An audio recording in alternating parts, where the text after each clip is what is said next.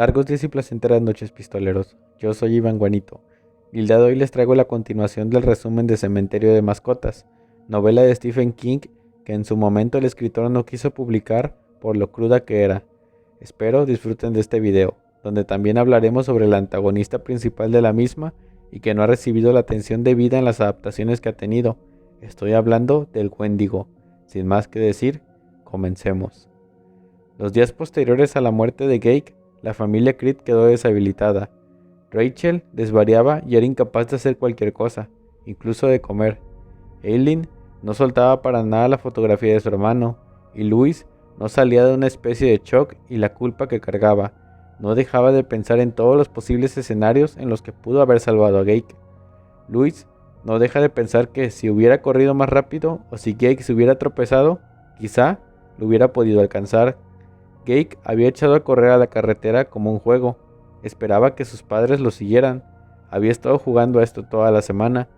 Louis le dejó correr, pero cuando se dio cuenta de que se acercaba a la carretera y escuchó el camión, Louis le gritó desesperado. Corrió, pero estaba muy lejos, y cuando Gage finalmente pareció entender que algo estaba mal, ya era muy tarde. No había prestado atención al sonido del camión, pero sí a los gritos de sus padres, y cuando finalmente se detuvo, ya estaba a media carretera. Murió atropellado por un camión de Orinco.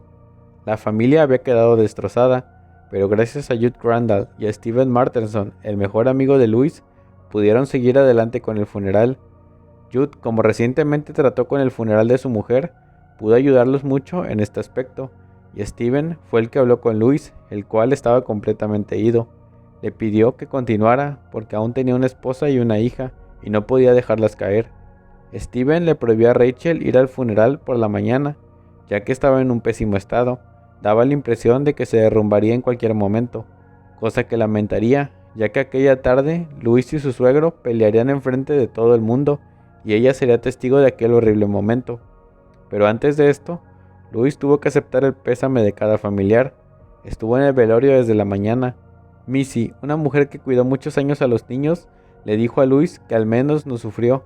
Pero Louis solo pudo pensar en cómo Gage recibió el golpe y después fue arrastrado por las llantas por lo menos 10 metros hasta que se estrelló el camión fuera del camino. Lo que había bajo el ataúd no se podía vestir, no del todo.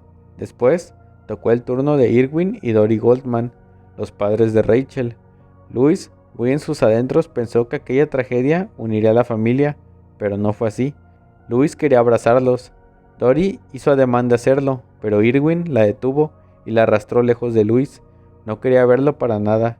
Culpaba a Louis de lo ocurrido sin decir palabras, y Louis sintió un odio tremendo hacia su suegro.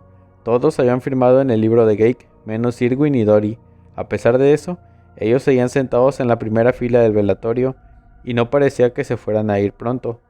Steven Martenson invitó a desayunar a Louis, y éste aceptó de mala gana. Jude también estaba con ellos.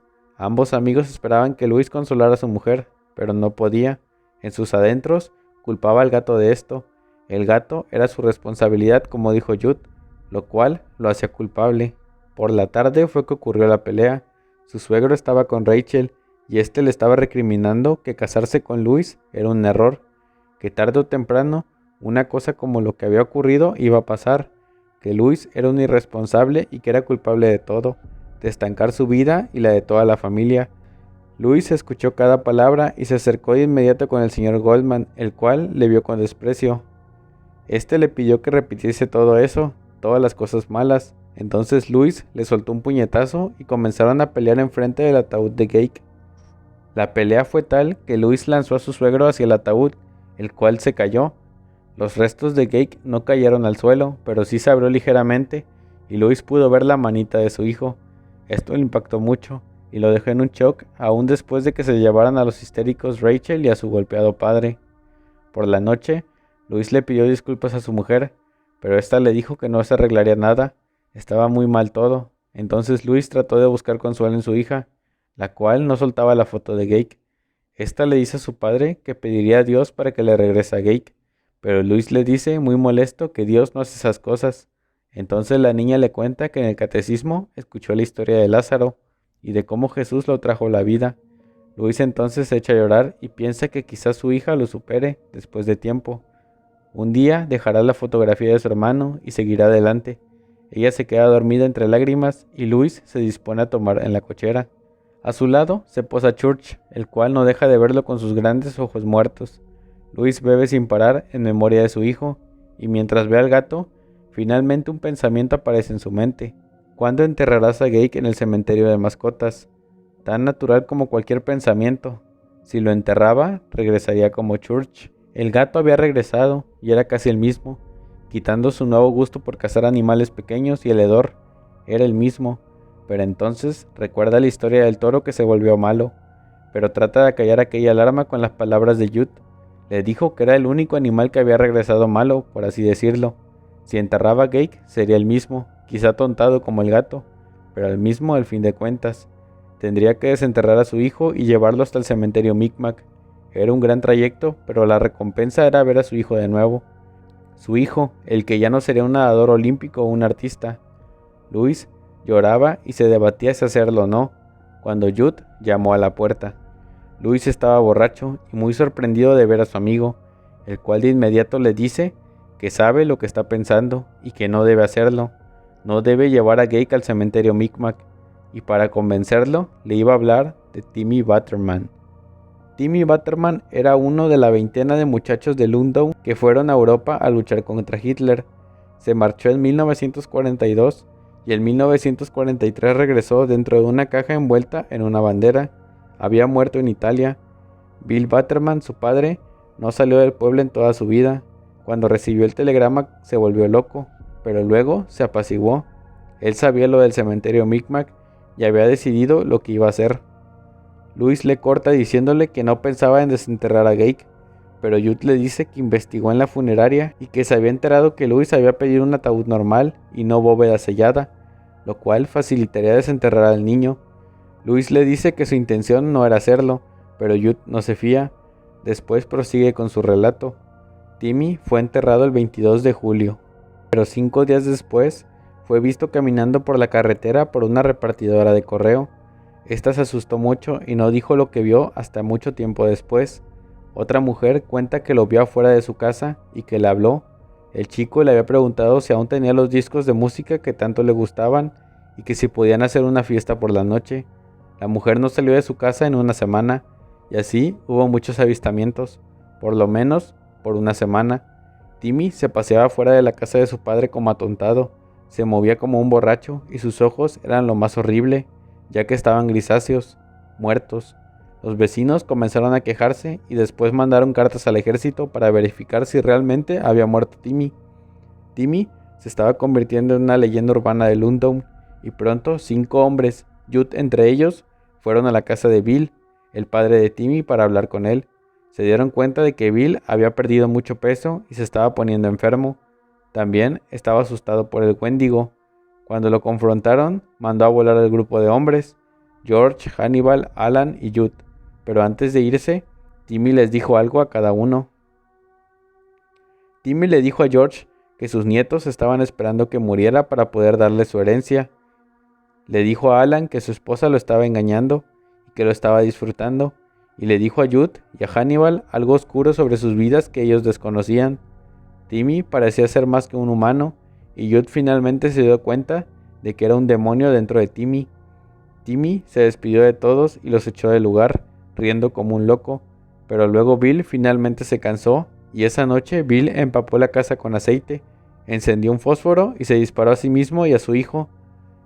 Cuando hicieron la autopsia, el médico pensó que Timmy llevaba 3 meses de muerto debido a su descomposición. Jude se lamentó y le dice a Louis que lamenta la muerte de su hijo, que todo había sido su culpa, ya que al llevarlo al cementerio, la influencia del mismo había provocado la tragedia de Gage. Louis le dice que no tiene la culpa y que se calme. Jude le pide que no lo entierre en el cementerio Micmac y Louis lo promete, solo que estaba mintiendo. Él quería una segunda oportunidad para su hijo.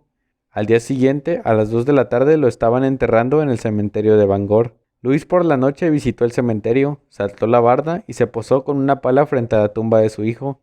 Se quedó inmóvil pensando en que apenas pasarían 4 días desde su muerte, casi al mismo tiempo que los días de muerte de Timmy Butterman. Pero para realizar lo que estaba pensando, necesitaba que Rachel y Aileen no estuviesen. Debía recrear la misma condición que cuando enterró a Church. Entonces decidió que las mandaría a Chicago con sus suegros. Luis entonces convence a Rachel de ir con sus padres para que se distraigan, ya que la casa les traía el recuerdo de Gage, y esto era muy doloroso. Este acto conmueve a su suegro, que por teléfono le pide disculpas por lo que dijo en el funeral, y le agradece que mande a su hija y a su nieta para pasar el luto. Luis en ese momento piensa que quizá revivir a Gage puede ser un error. Podría dejarlo atrás y reconstruir su relación con su familia, pero de último momento se arrepiente y decide continuar con su plan, ya que piensa que no revivir a Gage es como matarlo otra vez. Victor Pascoe entonces reaparece, esta vez provocándole pesadillas a Eileen en las que Louis moría por quedarse solo en casa. Rachel, muy preocupada, le pide a su marido que les acompañe, pero este le dice que no, que deben ir, ya que él debe enfrentar el dolor y superarlo a solas para poder estar bien para ellas. Las dejó en el aeropuerto. Rachel estaba más tranquila, pero Eileen estaba visiblemente más aterrada. Louis compró herramientas como un pico, pala, linternas, etc. Se estacionó fuera del cementerio y repasó su plan. Lo enterraría en el cementerio Micmac, y a partir de ahí había dos posibilidades. La primera es que Gage regresaba como atontado, como Church, alguna especie de retraso, pero lo suficientemente funcional para unirse a la familia. Cuando Rachel y Eileen regresasen del viaje, lo presentaría a ambas y podrían vivir felices. La otra posibilidad es que regresase malo, como le pasó a Timmy. En ese caso lo mataría, ya que lo que sea que estuviese dentro de la carcasa del cuerpo de Gage era un ente indeseable. Usaría una inyección con morfina, una dosis potente para aniquilarlo. Sería rápido, después lo volvería a enterrar en el cementerio de Bangor y se reuniría con su mujer en Chicago, eliminando la evidencia. Solo sería un experimento fallido. En ambos casos era un ganar-ganar. Louis estuvo fantaseando toda la tarde, hasta que finalmente se puso manos a la obra. Mientras tanto, en el avión, Eileen está muy alterada y le cuenta a su madre que en sueños, un hombre llamado Pascoe le llevó al cementerio de mascotas. Pascoe le había dicho que había sido enviado para prevenir, pero no para intervenir. Esto debido a que Louis había estado cerca de él cuando su alma se desprendió de su cuerpo. Rachel no entendía nada, pero el nombre de Pascoe se le hace familiar, solo que no recuerda de dónde. Le pregunta a su hija si aquel hombre se llama Victor Pascoe. La niña le dice que sí, que llevaba shorts rojos. Esto hizo que entrara en pánico y Rachel le marcó a Louis, ya que ahora estaba segura de que algo malo pasaba con él. En la casa nadie contestó y decidió llamar a Jude, el cual se entera en ese momento del viaje a Chicago. Rachel le dice que algo malo pasa con Louis y Jude ya se huele lo que ocurre. Rachel le revela que fue idea de Louis el viaje y que su hija había tenido sueños en los que Pascoe le advertía sobre Louis y el cementerio de mascotas. Jude de inmediato fue a la casa de Louis, donde se dio cuenta de que su auto no estaba. No había nadie en la casa, así que decidió montar guardia en su porche, esperando alguna señal de Louis, y para evitar que hiciese lo que estaba pensando hacer. Jude estuvo bebiendo toda la noche, y en sus adentros una voz monstruosa le ordena que no se metiese o lo iba a pagar caro. Era la voz del Wendigo. Al mismo tiempo, Rachel decide regresar a casa, ya que la preocupación no la deja en paz. La mujer se despide de su hija, la cual le pide que tenga mucho cuidado. Toma un vuelo a London, donde solo queda un asiento disponible, cosa que fue posible gracias a la influencia de Pascoe. Sin embargo, el Wendigo también estaba ahí, y por su culpa llegó tarde al vuelo, pero otra oportunidad se le presentó. Podía alquilar un auto y llegar en 4 horas. Se decidió por manejar hasta London. Louis comenzó a desenterrar a su hijo a eso de las 12 de la noche. Hizo un esfuerzo muy grande para llegar a la tapa del ataúd y tuvo que esconderse un par de veces porque una patrulla andaba rondeando en el área. Rompió las cerraduras con la pala y se preparó para llevarse a su hijo, el cual estaría caminando al día siguiente. Cuando Louis abrió la tumba, un hedor envolvió el lugar y casi vomita sobre los restos de su hijo, los cuales estaban muy bien arreglados. Vestía un pequeño traje y sus extremidades estaban todas cosidas. Él esperaba que estuviera hecho pedazos, pero no era así. El trabajador de la funeraria había hecho un excelente trabajo, o al menos hizo lo mejor que pudo. Gage estaba lleno de moho. Un montón de costuras recubrían su cuerpo. Estas costuras le unían. Había una que le rodeaba todo el cuello. Tenía la mejilla hundida y los ojos hundidos. Aún era Gage. Louis, entre lágrimas, levantó el cuerpo de su hijo y lo abrazó. Era la 1:15 cuando salió del cementerio.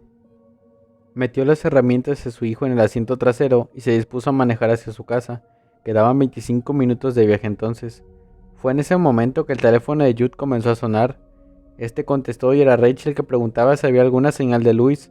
Jude primero le pidió que se calmara, que descansara en algún motel y que condujese por la mañana, que lo que estaba ocurriendo no empeoraría y que él se encargaría de todo. Una vez las cosas se mejoren, le contaría la verdad. Rachel estaba desesperada por llegar, pero tomó el consejo de Jude de descansar, ya que por el camino se le cerraban los ojos y podía cometer un accidente. No quería dejar a Eileen sin madre.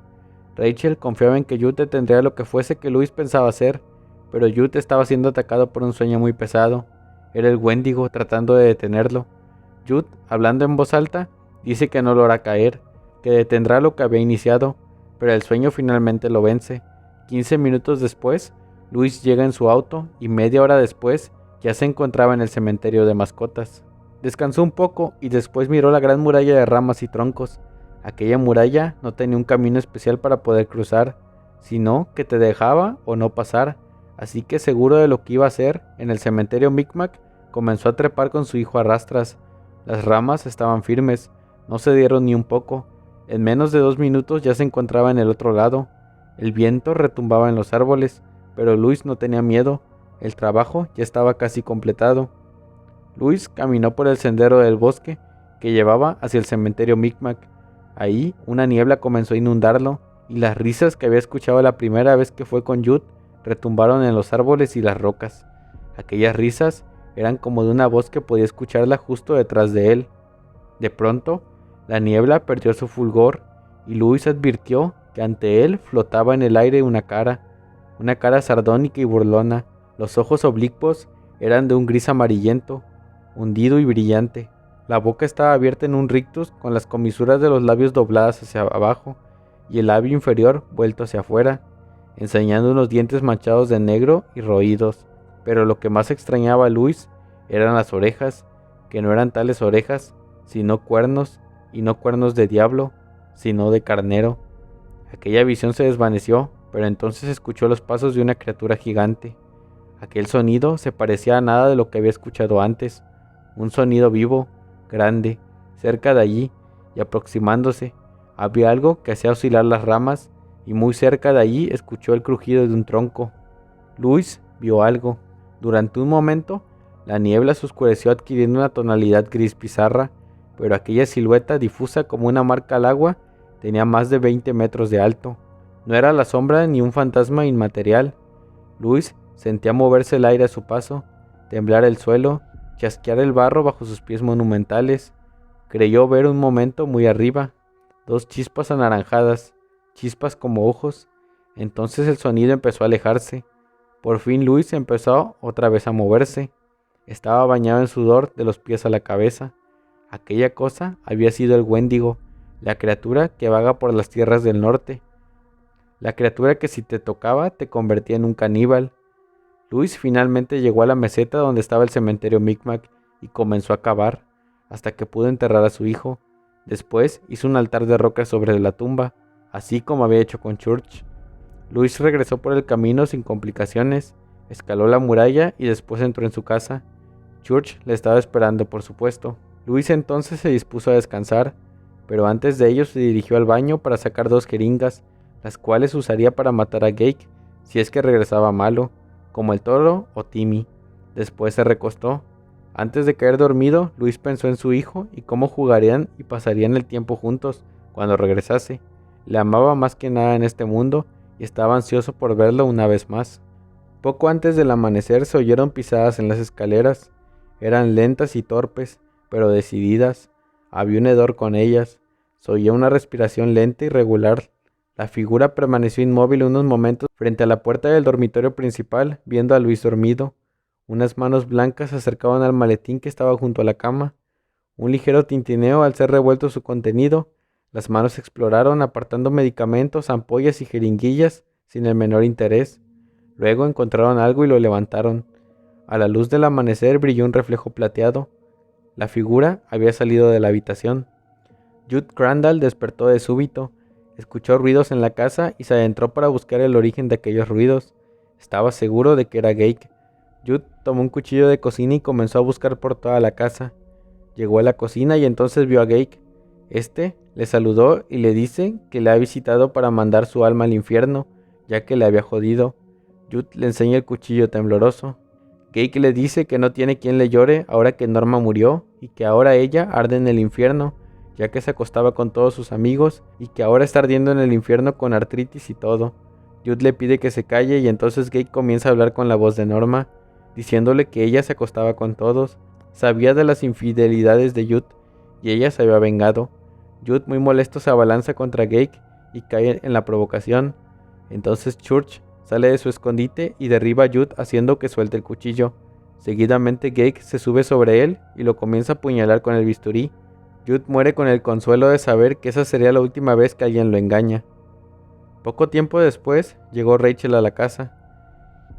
Ella entra a casa de Jude e investiga un poco y se da cuenta de que no hay nadie en ella, al menos hasta que escucha los maullidos de Church en el segundo piso. Es entonces que Rachel sube y descubre a un ser con trajecito que le ve desde el final del pasillo. En los hombros llevaba a Church. Al principio Rachel cree que aquel ser es Zelda, pero después, cuando la luz del amanecer le da en el rostro a la criatura, se da cuenta de que es Gage. Rachel, asombrada, extiende los brazos hacia su hijo, el cual corre hacia ella con la mano escondida detrás de él. Gage entonces asesina a Rachel y se come parte de su cara. Louis despertó y lo primero que pensó fue en Gage. Se levantó y se acercó a la ventana donde vio hacia el patio de Jude. Allí estaba un coche desconocido y sobre el capó reposaba Church. Esto le pareció extraño ya que Church no cruzaba la carretera. Ignoró esto y se puso a cocinar el desayuno en lo que Gage llegaba. En eso el teléfono sonó. Era su suegro preguntando por Rachel. Louis pensó en el auto estacionado y no le dijo nada sobre no haberla visto, sino que le dijo que estaba bien y que había ido a la tienda. Le preguntó a su suegro si todo estaba en orden, y el hombre le dice que internaron a Eileen ya que se puso histérica por unos sueños que había tenido. En esos sueños su madre había sido asesinada. Louis quiso saber si la niña soñó algo más. Goldman le cuenta que entre tantas cosas sin sentido, una de las frases que más repetía era que un hombre llamado Pascoe decía que ya era demasiado tarde. Rachel estaba muerta, lo sabía. Esos sueños no eran casualidad. Louis estaba destrozado. Él había causado todo ello. Era la cosecha de todo lo que había sembrado. Primero el gato, luego Gage y ahora Rachel. Louis piensa en el suicidio. Después de todo, tenía las jeringas con morfina, pero antes debía arreglar las cosas. Gage andaba por ahí y debía terminar con él antes de que terminase con su propia vida. Louis acudió a su maletín donde descubre que las cosas estaban revueltas y el único objeto que faltaba era su bisturí. Gage había estado ahí y después había visitado a Jude. Louis cruzó la carretera y se acercó al auto donde estaba reposando Church. Sacó una lata de comida y la dejó abierta a un costado del gato. Le dijo que comiera y lo acarició un poco. Church comenzó a comer un poco, desconfiado. En eso, Louis llenó la jeringa de morfina y la escondió. Esperó a que Church se relajara y después le clavó la jeringa. El gato se lanzó al suelo y se tambaleó. Miraba a Louis con odio. Church, o lo que sea que estaba dentro del cadáver, avanzó un poco y después se desplomó a un lado. Church había muerto por segunda vez. Louis entró a la casa, exploró la sala y después la cocina, donde encontró el cadáver de Jude. Louis cayó a un lado de él y lloró un poco. Se sentía muy mal, ya que todo había sido su culpa. Jude se había culpado a sí mismo, pero no era así. A él lo llevaron al cementerio. Por generaciones se compartió el secreto. No era culpa de nadie. Louis tapó el rostro de Jude con una manta y se despidió de su amigo. Enseguida, en el piso de arriba escuchó pasos y una risita apagada. Louis subió y lo primero que vio en el pasillo fue el cadáver de su mujer, a la cual le faltaba parte de la cara, como si algo la hubiera roído. Entonces escuchó un ruido detrás de él. Allí estaba Gage, por fin, con la boca ensangrentada y los labios abiertos en una sonrisa diabólica. En una mano sostenía el bisturí de Louis. La criatura corrió hacia él para atacarlo. Louis se movió rápido y le puso un pie para hacerlo caer. Después se subió sobre el pequeño, inmovilizándolo.